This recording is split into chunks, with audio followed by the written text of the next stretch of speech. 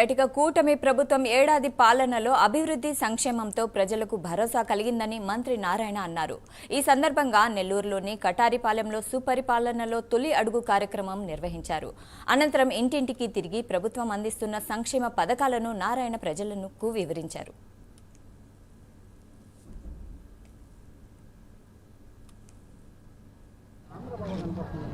నలభై 50 డివిజన్లలో యాక్చువల్గా డోర్ టు డోర్ తిరగడం జరిగింది.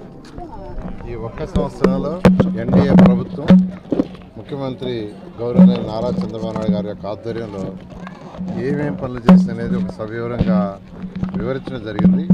అయితే ఎక్కడికి పోయినా వాళ్ళ ఆనందానికి హద్దులు లేవు. ఎందుకంటే వాళ్ళు ఒకటి అంటున్నారు, పరిపాలన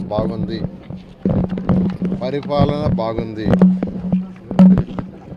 ఎటువంటి ఇబ్బందులు లేవు, ముఖ్యమంత్రి నారా చంద్రబాబు నాయుడు గారు చాలా చక్కగా పరిపాలిస్తున్నారు అని ఎక్కడికి పోయినా అదే చెప్తున్నారు. ఎందుకంటే ఎలక్షన్స్కి ముందు ఏదైతే మాట ఇచ్చామో ఆ మాటకి కట్టుబడి ఈరోజు ఖజానా ఖాళీ అయిపోయినా 10 లక్షల కోట్ల రూపాయలు అప్పు చేసి వెళ్ళిపోయిన గత ప్రభుత్వం మీరు కట్టే డబ్బులు ఏదైతే ఉన్నాయో ట్యాక్స్లు అవన్నీ అటు ఇన్స్టాల్మెంట్కి ఇంట్రెస్ట్కి పోతూ ఉన్నా ముఖ్యమంత్రి గారికి ఉన్న అపార అనుభవంతో ఈరోజు ఈ రాష్ట్రాన్ని ముందుకు తీసుకుపోతూ ఏదైతే ప్రభుత్వం రాగానే 3,000 పెన్షన్ 4,000 చేశారు, వికలాంగులకు 6,000 చేశారు, అదేవిధంగా కిడ్నీ లాంటి ప్రాబ్లమ్స్ ఉండే వాళ్ళకి 10,000 చేశారు, బెడ్ మీద లేకుండా ఒక అటెండర్ సహాయం కావాల్సింది 15,000 చేశారు.